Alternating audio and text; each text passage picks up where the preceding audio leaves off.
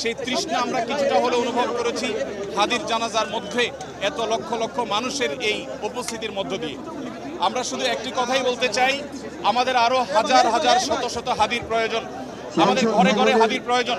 আমরা যারা এখানে এসেছি, ওসমান হাদির এই চেতনা, তার আদর্শ এবং তার যে সততা, তার যে নিষ্ঠা, এটাকে যদি আমরা ধারণ করতে পারি, আমরা তারুণ্য ধারণ করতে পারি, তাহলে আমাদের বাংলাদেশ ভিন্ন এক বাংলাদেশে পরিণত হতে পারে। বিশ্বের মানচিত্রে আমাদের মাথা আমরা উঁচু করে দাঁড়াতে পারি। সেই প্রেরণা যেন আমাদের তরুণরা ধারণ করতে পারে।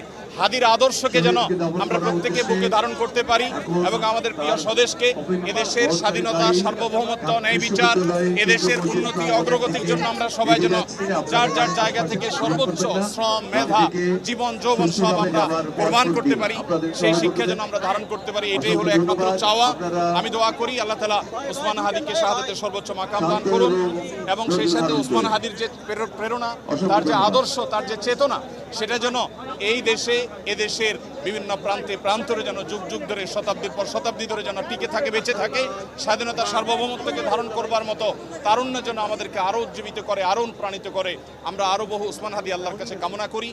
লক্ষ লক্ষ মানুষ গোটা দেশের বিভিন্ন প্রান্ত থেকে ওসমান হাদির জানাজা যে এসেছে, এই জানাজা আমাদেরকে অনেক বার্তা দিচ্ছে।